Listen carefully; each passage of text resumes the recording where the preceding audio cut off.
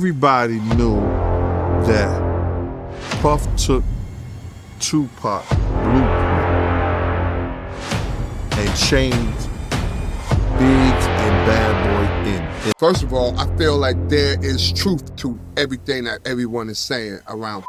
I feel it's not a lie. Eminem once hinted in his song Kill Shot that he knew some dark secrets about Diddy's past. This came during a time when there was a federal investigation into Diddy. Eminem suggested that Diddy might have been involved in Tupac's death. Diddy responded indirectly in a song aimed at Machine Gun Kelly, basically saying that the day he admits to something like that is the day Diddy acknowledges his involvement in Tupac's death. Diddy later addressed it, saying he handled the issue privately. That last bar took it there with Puff. And I'm speculating here, but that was some nothing to speculate about, nothing to talk about. Puff said it's in his hands, and he said I can say it. All right. And that's the end of that.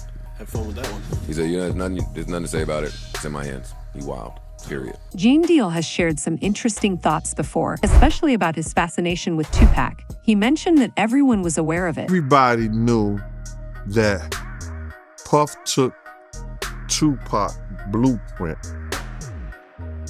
and changed Biggs and Bad Boy in image. I Get Around, talked about how fly you was, how many girls you mess with, how many cars you drive, how much money you got, what you willing to do. He took his image. Pac was the first one on the scene wearing Versace shirts. He went and got the same Versace shirts Pac had. Which, all right, some dudes would do that. You would never catch me wearing something else, something that somebody else got. He was knocking down all the women that he thought Pac was knocking down. And what I mean is having sex with. Why would you want to have sex with women you know for sure a dude that was once cool with you was dealing with? That's that image. Because you got to realize, bruh, Puff and Pac was cool at one time. We know this. Mopreem said that they was going to sign the Bad Boy. So if he's going to sign to Bad Boy, it was because of Corey and them. I put that picture on the internet. I put the picture on my channel of Corey Jones. Just Corey Jones, Corey Jacobs? I think Corey Jacobs and Pac right next to each other. Those was the real bad boys of Bad Boy. You understand? Those are the ones who got the 16 to life sentences. That Pac was gonna go and be with them first. But then Mopreem said when it became just Big and Puff, because Corey and them went to jail, he changed his direction. But nobody know why Pac and Puff fell out like they did. You understand what I'm saying? Nobody know why. But Puff had an obsession with him for whatever reason it was, because he started wanting to act. He started wanting to rap. He had an obsession so bad that at his Grammy Award winning speech, he used the same speech that Pac used. That shit is crazy. So when I say I'm obsessed with talking about Puff and telling y'all the truth,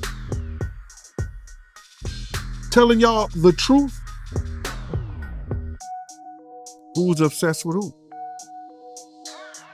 Pac had Sarah before Puff. Allegedly he had Sally before Puff. And Kim had an obsession or liked Pac so much, she on the red carpet with Tupac's shirt on.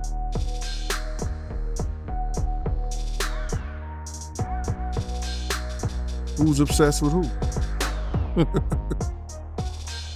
So you believe Diddy, he only got with Sarah Chapman because Pac, he had her at one point. And it was a bet in the office. Sarah was messing with an NBA basketball player. Puff bet all the niggas didn't believe that he could get it within 2 weeks. $100. So she actually was a $100 bet that he got. And who was the NBA player? I think it was Gary Payton, allegedly.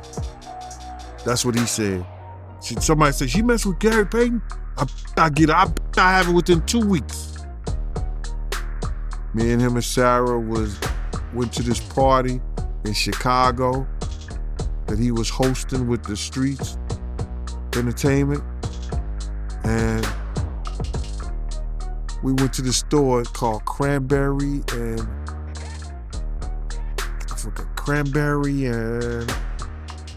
it's one of those stores like you get fragrance and you get candles, colognes and stuff like that. It's called Cranberry and something. And from that point on, yeah. But you gotta realize, Misa and Kim was friends. Misa and Kim was friends. He started dealing with Kim over Misa. Kim and Sarah was friends. I mean, hand to hand, pots and pans. They was close. They all used to, Sarah, Kim, and this other girl. I think she was from Atlanta. What's her name?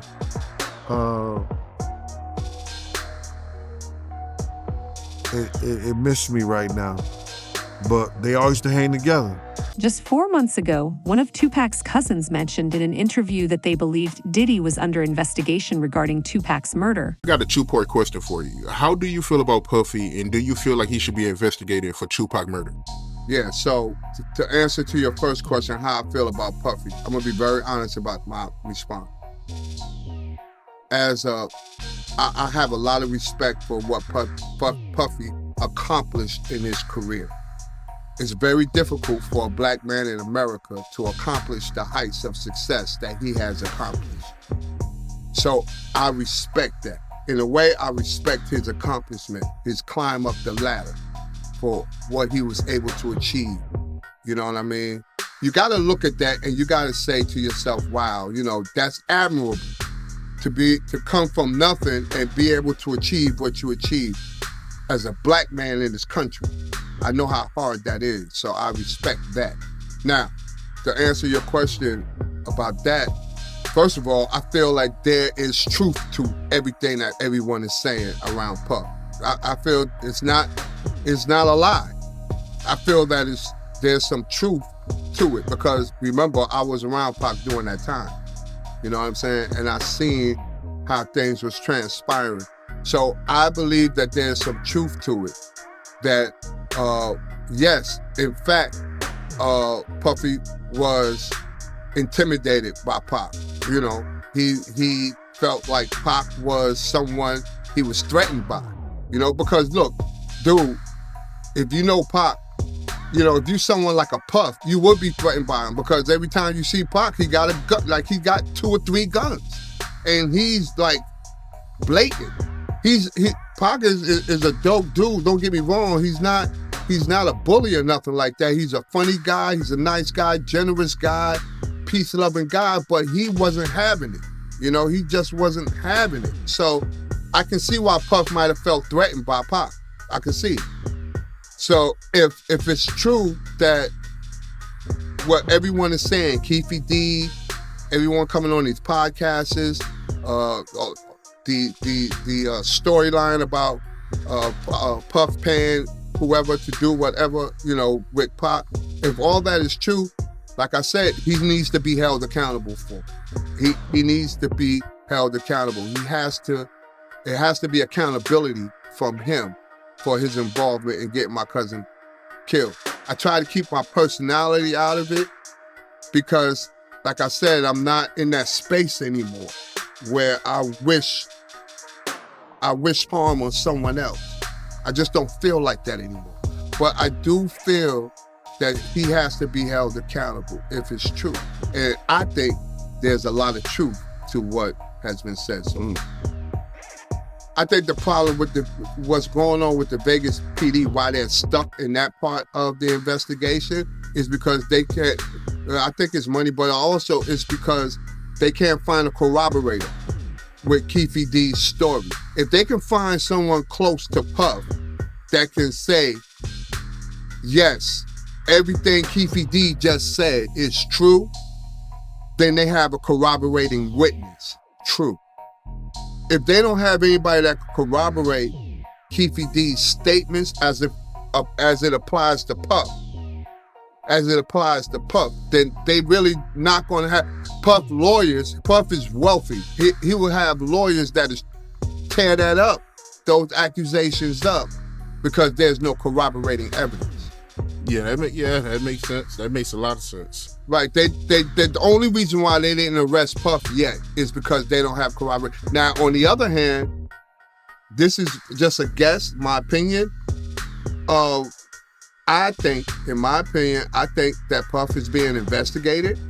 I think that they're waiting, or they may be waiting for an opportunity for him to incriminate himself, just like Keefe D did. You know, probably on the phone though, like on a wiretap. No, they arrested Puff. He went to jail right after Keefe D, early in the morning, but they said it was for a traffic ticket. Oh. But he went to jail. He got taken in down in Miami. Did you go to jail for a traffic ticket? No, but they said it was for a traffic ticket. But he did go to jail, get turned in, and he does. I mean, when you put $2 million on a person's head, you really that dude's too powerful. You can't fight for money like that. How you gonna? How couldn't beat that? $2 million on his head. What the hell could he have done to anybody to make him put $2 million on your head? But that's a good point, though. I do believe that when you say that they probably got him wired, or they probably looking at his checks and stuff to see if he slip up and say something. That'll make sense too. The reason why I think that is because there's too much chatter. There's too much chatter going on. You know, you got this guy, Keefe D, who made a deal with the LAPD to tell what happened so that he don't have to do time for a drug case that he was facing life for, right? And he was very, very forthcoming with the information, right? And even though he implicated all the people that was in the car with him and Puffy, the people that was in the car with him are dead. They're dead anyway. So there's nothing that can happen to them. But Puff is the only person living that has something to do with that. You got to think why he's not being arrested or even at least questioned, and that's why. He's rich, he got a lot of money. He's a gangster. Yeah, well, yeah, he's a gangster. But if they had a corroborating witness that can say, yeah, you know, Puff said this to me. He said this, and I swear on a stack of Bibles, he said it. That will be a different scenario.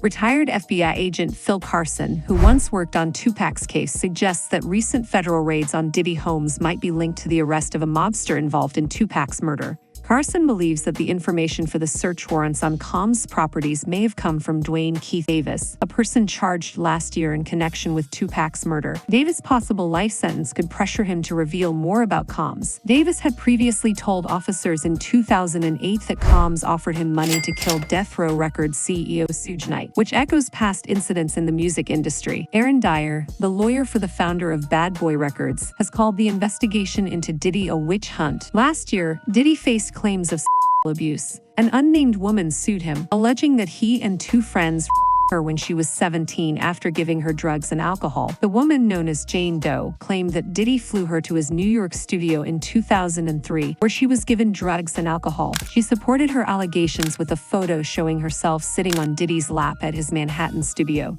She is the fourth woman to file a lawsuit accusing him of sexual assault.